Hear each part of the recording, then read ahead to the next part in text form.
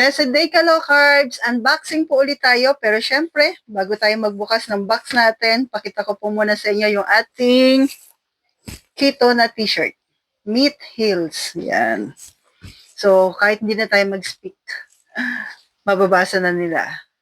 Na totoo naman talaga. Marami po magpapatunay niyan na dahil sa meat, tayo po ay gumaling. Pa-comment naman kung isa ka po dyan. And syempre, ito po yung i-unbox natin. From Grindahan. Thank you so much, Grindahan. Joggers Grindahan. Yan po. Para may dagdag idea po kayo. Pero sa amin din po, yan. Paalala lang din po sa mga nagpapagaling, tanongin niyo muna yung doktor nyo. Yan. Kasi may mga ano rin po. Hindi kasi pwedeng mag-DIY tayo na dahil nakita niyo sa akin, ay pwede din sa inyo. Pero syempre, pag sinabi chicharon, pwede talaga yan. Kasi keto chicharon po ito. Yan. Pwede naman talaga ito kasi mantika lang mismo ng pork at salt. Yung po nilagay po nila ito. Nito. Nilagay nila dito. Kay back fat charon ng Grindahan po. Yan. So, okay, tinitingnan ko kung ano po, kung plain o tama, plain lang po ito. Sarap nito. Tingnan niyo naman. Tsura pa lang. Yan. Sa sweetener, ang ni-request ko po ay stevia allulose. Yan.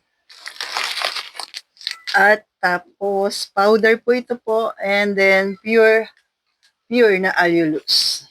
Yan po yung gagamitin natin. At syempre, gagawa po tayo nito. Ito po yung made na, gawa na pita na pang keto. Pwede ba to? Yes, pwede po. Gamit ito ay coconut flour lang yung ingredients na ginamit po nila. Kung di ako magkamali. Tama, coconut flour. And pwede ito sa inyo po. Sa atin, yan. So, abangan nyo po yung mga gagawin ko po dyan. Yung konjac na shirataki. Yan. Ito po. Gagawa tayo udon. Udon ba yung tawag doon? Yun. Beef udon. Yan, gagawa tayo. Tapos ito po. Yan, madalas ito ginagamit ko sa spaghetti, pancit, yan. Pero, konjac noodles. Okay po. So, yan. Para may dagdag idea po tayo. Sa mga nuts, ang atin ay pumpkin seeds. Yan. Okay po. So, sa pag sinabi kasi pumpkin seeds, ang dami mga antioxidants nito. Yan. Gluten-free, keto-friendly. Tapos yung bago nila na sweet dilis. Sweet dilis. Sure. Dilis po. Pero no added sugar. Yan. Sarap papakin nito habang nanonood ka ng movie. Tapos guilt-free pa. Diba? Dilis kasi yan, mayaman sa calcium.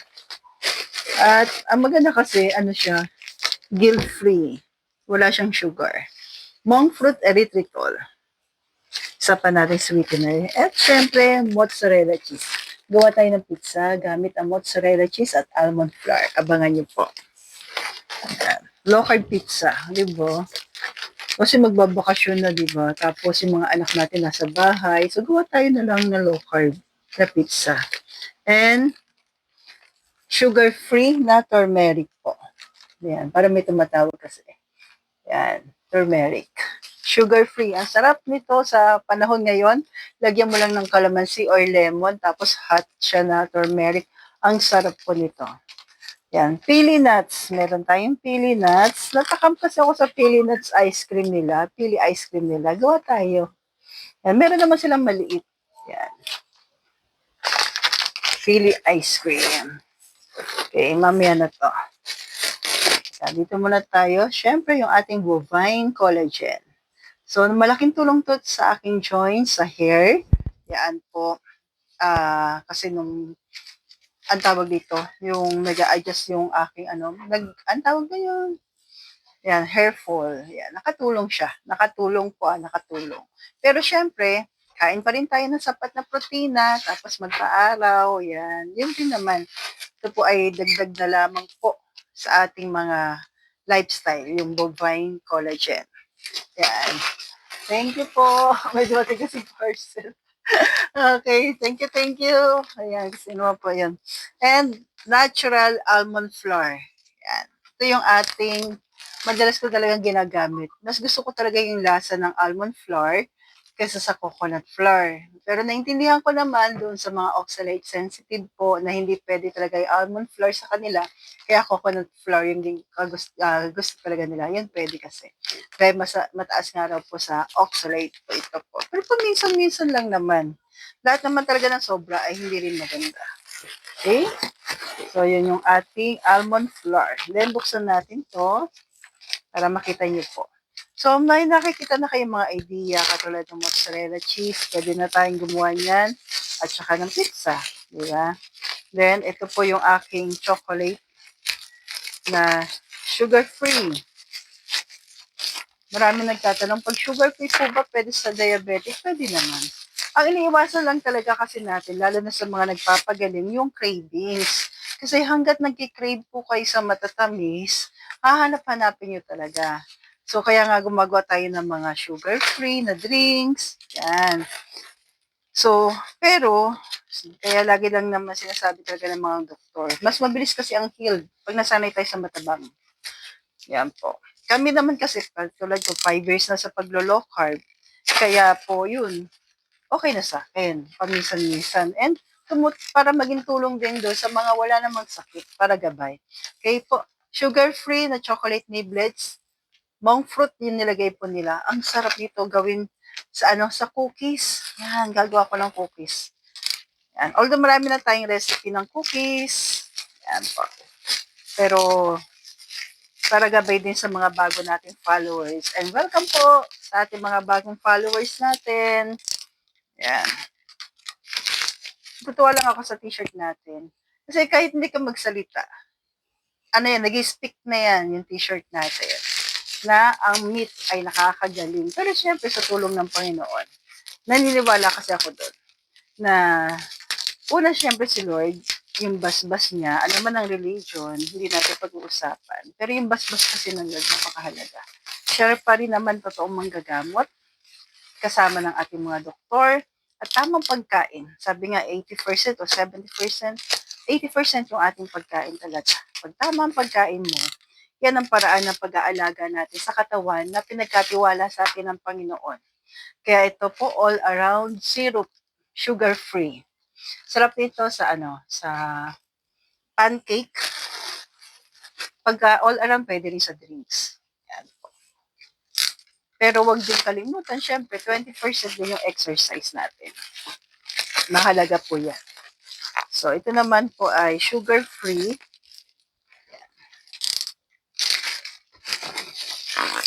At ako lang kasi dito. Okay. Baking cubes na chocolate. Yan. So, pag gawa tayo ng chocolate syrup, maganda din po yung pure cacao. Yan. Baking cubes. Gagamitin din natin to. Gawa tayo ng trifle chocolate.